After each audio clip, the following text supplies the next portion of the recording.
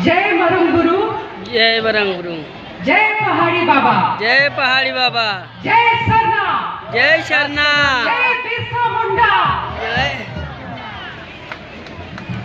मंच पे उपस्थित आज हमारे साथ बेदिया विकास परिषद के केंद्रीय अध्यक्ष शंकर बेदिया जी, जिनका गला बैठा था, लेकिन भाषण तो बहुत अच्छा दिए, है कि नहीं?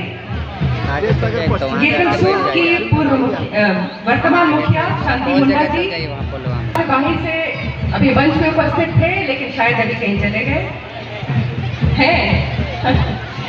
कुज्जू पंचायत की पूर्व मुखिया संगीता देवी जी, कुज्जू पंचायत के वर्तमान मुखिया शाहदेव बेदिया जी, आपने बहुत सुंदर कार्यक्रम का भी आयोजन किया है, आपको बहुत साधुवाद, बहुत धन्यवाद।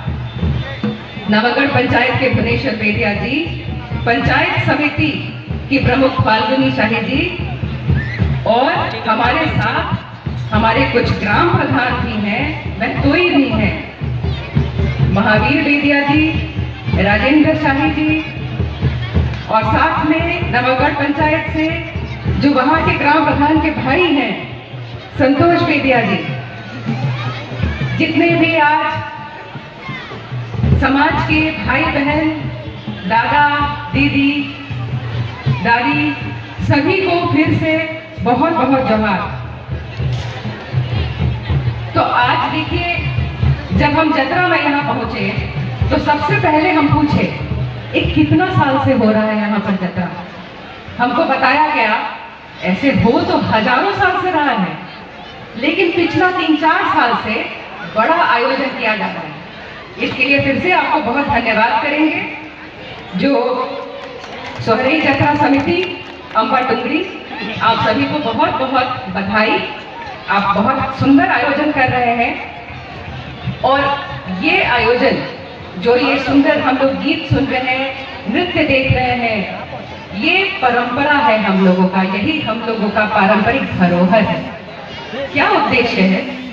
आखिर पूर्वज सोहरई जतरा का क्यों आयोजन करते थे हर साल? इस समय धान काटनी होता था, हम अपने जानवरों को पूजा करते थे, सम्मान देते थे। तो सोहरई जतरा का आयोजन और बाकी भी त्योहारों का आयोजन आखिर हमारे पूर्वज हजारों साल से क्यों करते थे? अब देखिए, इसी जतरा के बहाने जो पूरा गांव है, ये गांव का नाम बद्री गांव, पूरा बद्री गांव और 9 गांव या 10 गांव की टीम है, आप सभी एक साथ यहाँ पर मेला में आए हैं। ये जतरा का उद्देश्य है, ये हम सबको जोड़ता है। ये जो हम लोग का पारंपरिक धरोहर है, ये हम लोग को आपस में जोड़ता है। साथ में हम पूजा किए, जतरा शुरू होने से पहले हम लोग पूजा किए। हम लोग अपने देवताओं को, ग्राम देवताओं को, सूर्य देवताओं को, पहाड़ी बाबा को हम लोग सम्मान दिए। हम लोग देवता के साथ भी जुड़े, अपने पूर्वजों के साथ भी जुड़े। तो ये एक जतरा मेला से हम लोग एक दूसरे से जुड़े, हम लोग पूर्वज से जुड़े, हम लोग अपने देवताओं से जुड़े। देखिए, ये जतरा मेला कितना कितना महत्वपूर्ण है। अभी हजारों साल से है। अब देखिए, आधुनिक प्रभाव भी आ गया है। पीछे आइसक्रीम का ठेला नजर आ रहा है, उधर चाउमीन भी लगा हुआ है। आप लोग सब खाए आइसक्रीम और चाउमीन? ये आधुनिक प्रभाव है। लेकिन बहुत बहुत खुशी हुआ एक मुझे देखकर, कोई डीजे नहीं है। मैं फिर से जतरा समिति को बहुत बहुत धन्यवाद देती हूँ। इस जतरा में कोई डीजे संगीत नहीं बज रहा है। ये हम लोगों का जो पारंपरिक गीत है, पारंपरिक नाच है, बस वही हो रहा है। ये गीत बहुत बहुमूल्य है, क्योंकि ये गीत जो सोहरई गीत हम लोग अभी सुने, इस गीत में हम लोगों का इतिहास है, हम लोगों का धर्म है। एक बात बताओ दीदी लोग, भाई लोग, क्या हम लोग का कोई लिखित किताब है जिसमें हम लोगों का धर्म लिखा हो, हम लोगों का रीति रिवाज लिखा हो, हम लोगों का इतिहास लिखा हो? ऐसा कोई किताब है क्या? नहीं, नहीं है ना? नहीं। तो जो हम लोग त्योहार मनाते हैं, रीति रिवाज का पालन करते हैं, उसी से हम पूर्वजों का जो दिया हुआ रीति रिवाज है उसको हजारों साल से पालन करते आ रहे हैं। आज तक हम लोग भूले नहीं हैं। इसको टूटने नहीं देना है, भूलने नहीं देना है। जब तक पूर्वजों का आशीर्वाद है हम लोगों पर, जब तक देवताओं का आशीर्वाद है हम लोगों पर, हम लोग का कोई कुछ नहीं बिगाड़ सकता है। क्योंकि हम लोग हजारों साल से थे, जब दुनिया में कोई नहीं था, देश में कोई नहीं था, तब हम लोग थे। और आगे भी कौन जानता है भविष्य में क्या होगा। लेकिन हमको ये पता है कि हम आदिवासी जो प्रकृति के पूजक हैं, जो प्रकृति से जुड़कर रहना जानते हैं, हम लोग हजारों साल तक आगे भी रहेंगे। हम लोग कहीं नहीं जाएंगे। अब कानून की बात भी करते हैं भैया, दीदी लोग। जो हम लोग अभी प्रथा का बात किए, ये हम लोग को पूर्वजों से जोड़ता है, देवताओं से जोड़ता है, एक दूसरे के साथ जोड़ता है। कानून के नजर में क्या है? देश में संविधान है, देश में कोर्ट है, कचहरी है, देश में राज्य का कानून है, इससे देश चलता है। तो आपको एक बहुत महत्वपूर्ण बात आज बताने जा रही हूं। ध्यान से सुनना भाई लोग, दीदी लोग, ध्यान से सुनना। ये जो प्रथा का हम लोग पालन कर रहे हैं, यही हमारा पहचान है। संविधान में कहीं भी आदिवासी शब्द का जिक्र नहीं है। रूढ़िवादी प्रथा, रूढ़िजन्य प्रथा का जिक्र है।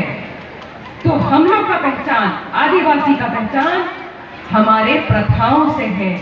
ये संविधान में लिखा है। तो अगर हम प्रथाओं को भूलेंगे भैया और दीदी, तो हम लोग आदिवासी ही नहीं कहलाएंगे संविधान की नजर में, कानून की नजर में। इसीलिए अपना पहचान कानून की नजर में भी बना के रखना है। बहुत लोग हैं जो हम लोग का धर्म भी त्याग दिए हैं, फिर भी हमारे जो त्योहार है उसमें शामिल होते हैं। उनका बहुत स्वागत है, उनका हमेशा बहुत स्वागत है। वो भी हमारे भाई हैं, एक ही खून है हम लोग का। लेकिन वो रूढ़िजन्य आदिवासी नहीं है, इस बात को समझना है। क्योंकि जो संविधान ताकत देता है, पेशा कानून ताकत देता है। पेशा कानून आपको जल, जंगल, जमीन उसका मालिक बनाता है। किसको? रूढ़िजन्य आदिवासी को। पेशा कानून रूढ़िजन्य आदिवासी को जल, जंगल, जमीन का मालिक बनाता है।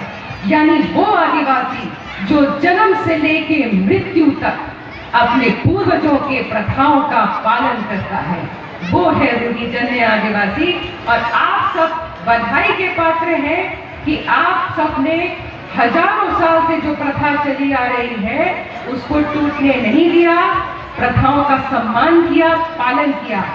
इसी प्रकार से हम लोग को आगे बढ़ते जाना है।